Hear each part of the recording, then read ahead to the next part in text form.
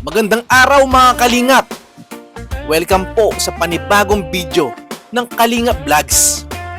Ngayong araw ay isang napaka-espesyal na araw para sa aming lahat. Dahil muli nating isinasagawa ang ating second Kalingap Vlogs Outreach Program. At ang destinasyon natin ay ang ating mga kapatid na katutubong Eita sa Barangay Manuali, Porac, Pampanga. Sa bawat outreach na ginagawa natin, hindi lamang tayo namimigay ng pagkain o mga gamit. Mas mahalaga para sa amin ang makapagbahagi ng pagmamahal, pag-asa, at may padama sa kanila na hindi sila nakakalimutan. Kung bago ka pa lamang sa ating channel, sana ay samahan mo kami sa ating misyon na magbigay ng inspirasyon at pag-asa sa ating kapwa. Bago pa man dumating ang araw na ito, isang buwan akong naghanda. Naghanda ang Kalingap Vlogs ng 100 food packs na may kasamang masarap na pagkain at juice para sa ating mga kapatid. Ngunit hindi doon nagtatapos ang ating paghahanda. Nakapag-ipon din tayo ng 100 bags ng mga damit at iba't ibang gamit na siguradong mapapakinabangan pa. Lahat ng ito ay bunga ng pagmamahal at kabutihang loob ng ating mga kapitbahay sa Austin Homes at Claremont Philinvest. Taos-puso po kami nagpapasalamat sa inyong lahat. Hindi ninyo itinapon ang mga gamit na hindi na ninyo ginagamit. Sa halip, ay pinili ninyong ibahagi ito sa mga taong higit na nangangailangan. Hindi lang po mga damit ang ating naipon. Kasama rin ang mga laruan, school bags, bags para sa matatanda, sapatos, school supplies, kids learning materials, stuffed toys, fashion accessories, undergarments at marami pang iba. Yun, mamaya. At saka yung may kalamansi dito, yung sa ano, ayun na, mamaya tayo, maglalaro tayo.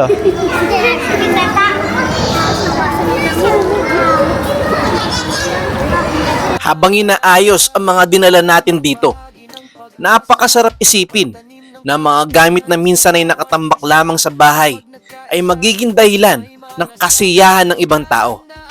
Minsan, ang hindi na natin ginagamit ay maaaring napakahalaga na pala nito sa iba. Pagdating namin sa Barangay Manuali, dama agad namin ang mainit na pagtanggap ng ating mga kapatid na Eita. Ano yung team mo? Ayan. Ngunit bago pa man kami makarating sa araw na ito, may malakas na ulan ang dumating ng gabing yun. Sa totoo lang, nag-aalala ako kung matutuloy ba ang ating programa. Ngunit nananalangin ako at tunay ngang mabuti ang Panginoon. Unti-unting tumila ang ulan, lumabas sa magandang panahon. At doon namin napatunayan na kapag ang layunin ay makatulong sa kapwa, laging gumagawa ng paraan ng Diyos. Sir, anong what's map na mo yung pili mong lugar kayo ng Manuali, Sopan Torre, kahit agyan nyo ng kapatid na katutulog? Sino nga pili mo lugar? Si Banta Medina ng Kaswelo pong sayada ng anak ng Manuali. Thank you.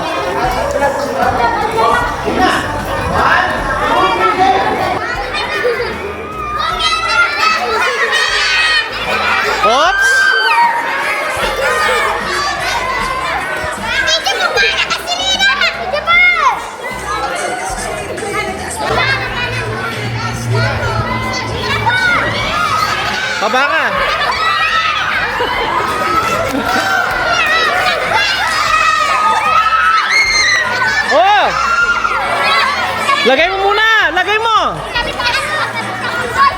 Okay, sige, sige. Okay na.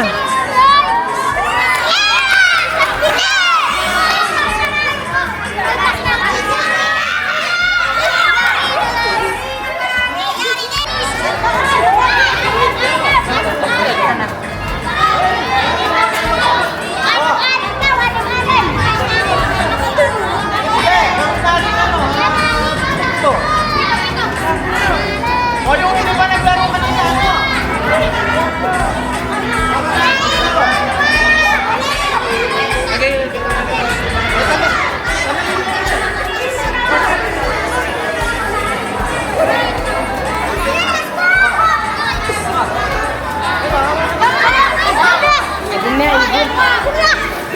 Nasaan? Tayo'y magbahagi ng pag-asa, magtanim ng kabutihan. Oh, ready, set, go!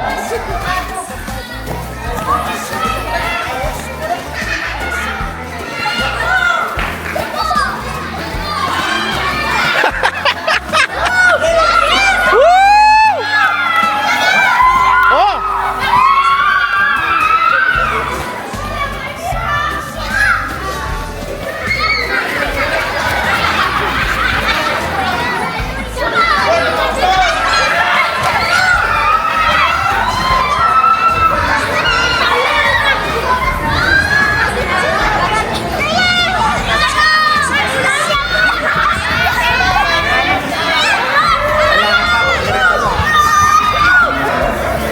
Ahora din poste.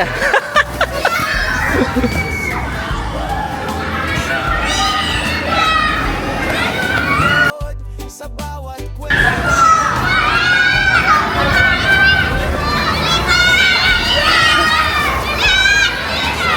Last two na lang rin, ha?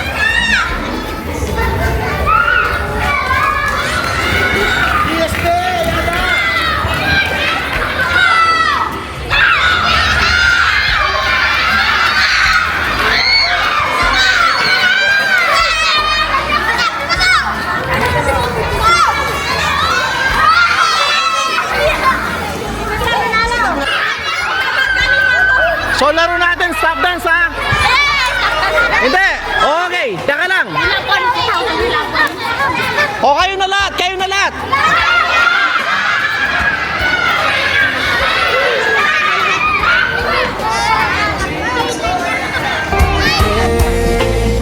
halina't sumama sa kwentong pag-asa, sa bawat ngiti at tulong.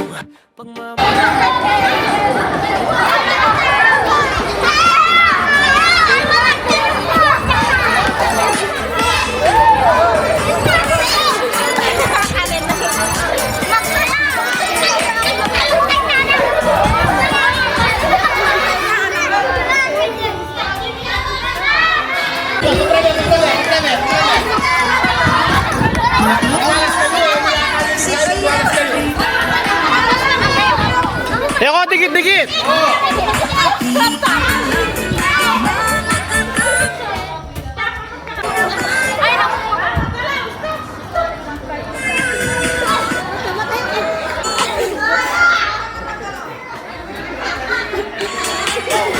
Mga ito na kalaban ko ya ko ay kayo ng parang masaya.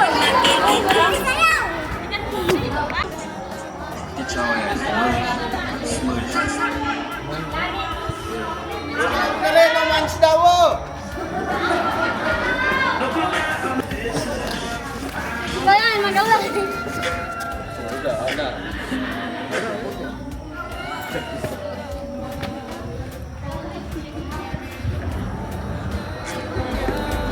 At ang pinakamasayang bahagi, isa sa pinakaabangan ng mga bata ay ang mga palaro. At syempre, hindi tayo papayag na walang saya. Naganda tayo ng iba't ibang laro na may mga premyo. Una sa listahan ay ang Kalamansi Race. Pangalawa naman ay ang Sack Race. At ang pinakahuli ay ang Stop Dance. Grabe, hindi nagpatalo ang mga bata. Makikita mo talaga ang kanilang determinasyon. Punong-puno ng sigawan, tawanan at palakpakan talampakan ng buong lugar. Akala ko madali lang, pero napakahusay pala nila. Ang gagaling nila magbalanse. At higit sa lahat, napakasaya nilang lahat. Dito ko nakita ang tunay na saya ng mga bata. Lahat ay nakangiti, lahat ay sumasayaw, at walang gusto magpatalo. Napakasarap panoorin. Pagkatapos ng laro, napagod na mga bata at oras na para sila na ay kumain kasama ang kanilang mga magulang. Pinapasalamatan ko din pala ang nag-sponsor ng mga sweet treats para sa mga bata. Ito ay ang mag-asawa na sila Sir Calvin at Ma'am Michelle from UAE. God bless you more po on your generosity. Alam ninyo mga kalingap, may isang bagay ako napansin sa mga batang ito. Napakababait nila, napakarespeto, napakadisiplinado. Hindi sila nagtutulakan, hindi sila nag-aagawan. Marunong silang pumila, marunong silang maghintay, at higit sa lahat, marunong silang magpasalamat. Nakakataba ng puso. Isa-isa ng pinamahagi ang ating mga food packs. Kasunod nito ang mga damit, mga school bags, mga laruan, mga sapatos, mga learning materials, mga stuffed toys, at marami pang iba. Habang nakikita ko silang pumipili ng kanilang mga kailangan, hindi ko maiwasang mapangiti dahil makikita mo talaga ang tuwa sa kanilang mga mata.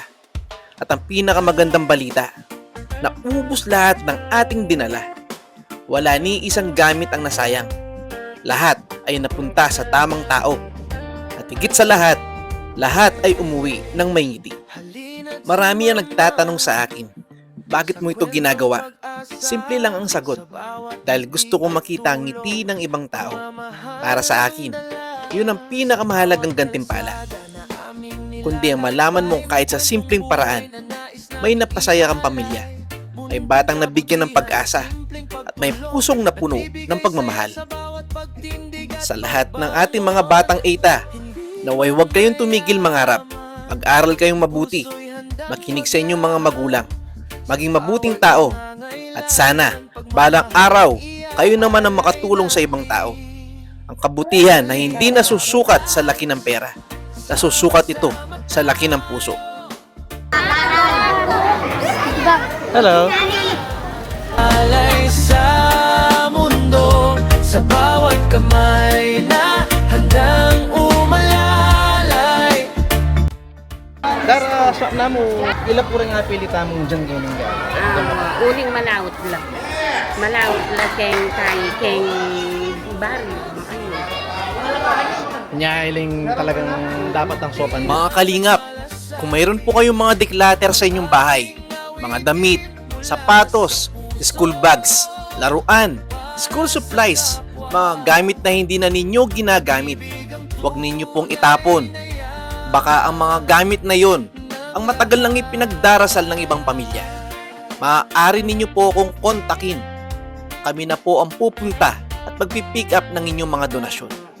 Sisiguraduhin naming makakarating ang mga ito sa mga katutubong komunidad, sa ating mga kababayang nasa lansangan, at sa iba pang mga nangangailangan. Okay. Sige, kunin mo na. Tita! Nag-ali kayo na! Oh. Ay, buhay tingnan. Ali. Aliway. Yan na. Ay, hindi po pang babae ah. Karang makay.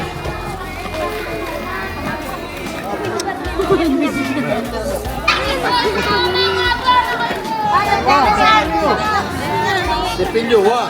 Tugatong ka lang. Plus na. Kaya may piratan me. Takutan eh.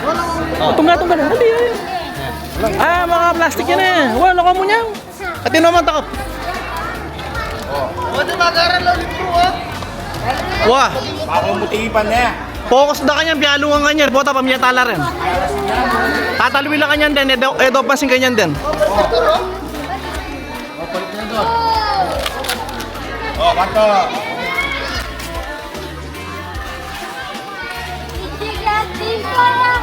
Inaanyayahan ko rin ang bawat isa sa inyo na makilahok sa mga susunod nating outreach programs. Hindi ninyo kailangan magbigay ng malaki. Hindi rin kailangang marami.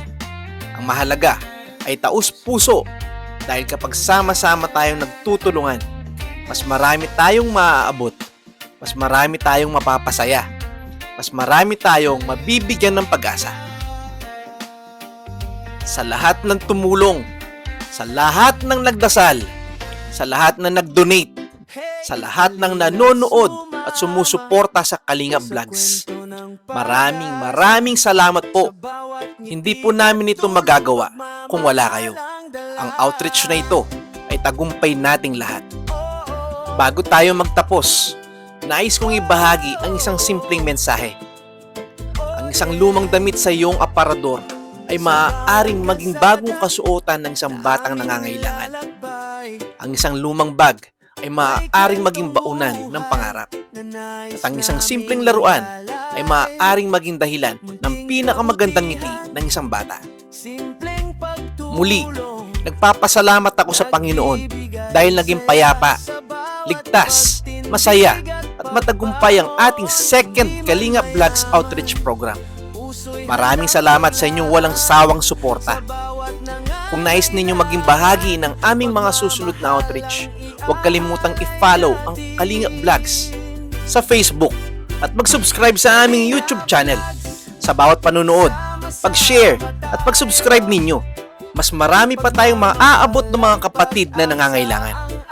God bless at magkita-kita po tayo sa susunod nating outreach.